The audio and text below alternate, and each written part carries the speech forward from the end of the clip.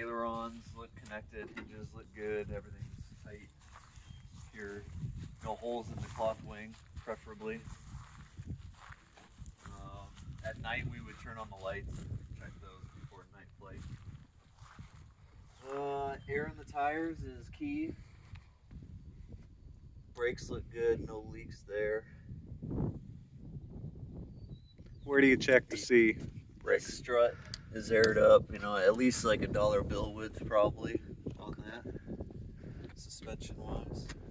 And what were you gonna ask? the brakes? You were saying no leaks. So Yeah, where are we looking? Nothing coming out of the hoses or connections, the brake caliper. If you want to take a closer look, you can look for padding, how much brake pad is left. Okay. That's all stuff that gets checked at annual anyway. Here we got the fuel sump. Main thing we're looking for is no air bubbles in there, or I should say water bubbles down at the bottom. Okay. So, yep, there's none of that. Looks good. Smells like gasoline. Gasoline, as they say in Mad Max. Probably want to add some fuel before we go today. It's probably empty from last time. Yeah, we pretty well emptied it. Yeah. There's still fuel up here, this little floater, which we only kind of trust that now. Basically, if this starts coming down all the time, that means there's less than half an hour of gas, probably.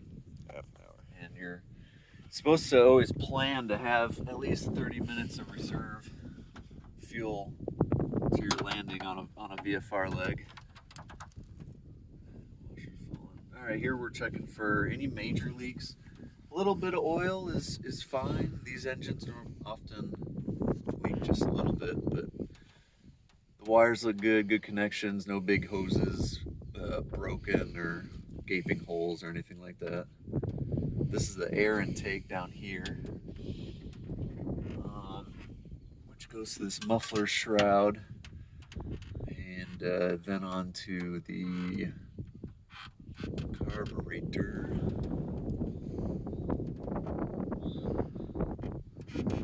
Well, let's see, carburetor's right here. So air comes right off of this air intake up into the carburetor. But then there's also this hose that goes back to the exhaust shroud. And then somehow it routes it back to the carburetor as needed to warm it up, the carb heat on, like we were talking about, for when icing's blowing up there. Now let's see, this is the cabin air vent right here. No kidding, hose just running from the front all the way to here. We've got a shut-off valve in there. What's this foil about? Is that a repair, or is that just to be under the little straps there to keep it from being on the tubes? Sorry, what are we looking at? The foil. Oh, yeah, that's just protecting the hose. Okay. Yeah. Little extra protection there. And this orange part is actually a protector over the actual hose itself. Okay.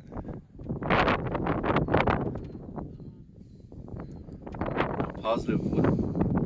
It looks like engine oil must be running back there. So that makes sense. We always notice a little oil coming out. Huh.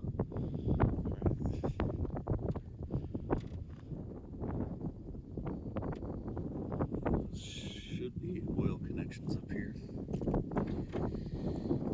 I'm actually not positive on that part. But it's a 4-cylinder, 190 cubic inch, I think.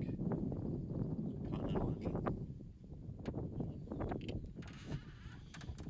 Pretty solid. It's got more horsepower, and this one's a little bit heavier and faster than sport Ercoupes, the ones that qualify as sport aircraft.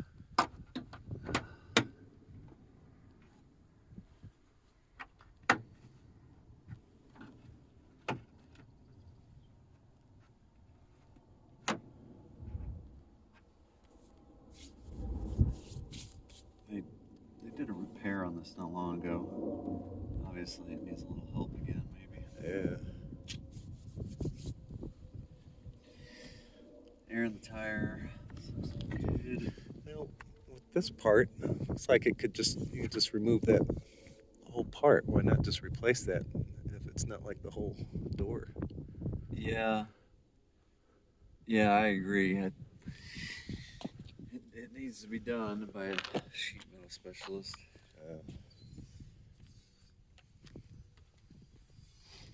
No big nicks on the edge of the blade. Any sharp nicks in there have to be grinded out. Otherwise, say there was like just a sharp ding in it, there's potential for a crack to go all the way across and it to just break off in flight. And you're gonna notice that. That one will grab your attention. Never want to turn the propeller without ensuring that the key is off. So that's why I leave the key up on the dash so anyone coming around can see that the ignition is definitely off. If the ignition is on, then there's potential for spark, and just turning the propeller once by hand could fire it up. Potentially. It's happened. Yeah. At least Norm Clark always said it could. Somebody's house, I believe. Lincoln, I think. There's a sump here for getting some. You can check for water here too. I don't always check that one, but probably should. Way back. I don't know. I definitely remember the name though. Norm. It could have been. It could have been them. They're nice folk. See them bringing you all in for night. We generally stayed at a Days Inn or some hotels. Hinges. Ailerons attached nicely.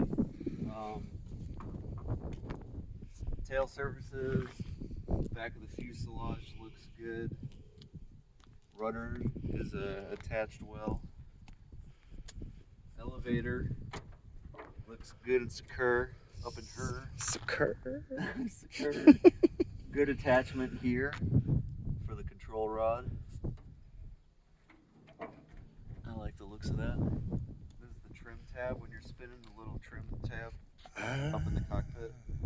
Just moving that little guy right there. I always wondered that. And it's just on this side? Yeah. Is there not one on the other side? Interesting. It's just that simple. Rudder number 2 looks good, solid. Good attachment. Can't really see the attachments on the rudders, I guess. Well, the back of the control horn, I guess. Not a whole lot. Yeah, still holding together. Just like when your dad got done fixing her up. I was thinking that you have to take it apart to The second see some time. of that stuff. Have to put it in your garage and take it all apart. Yeah. You're dedicated to this thing. All right, well, so you know the magnetic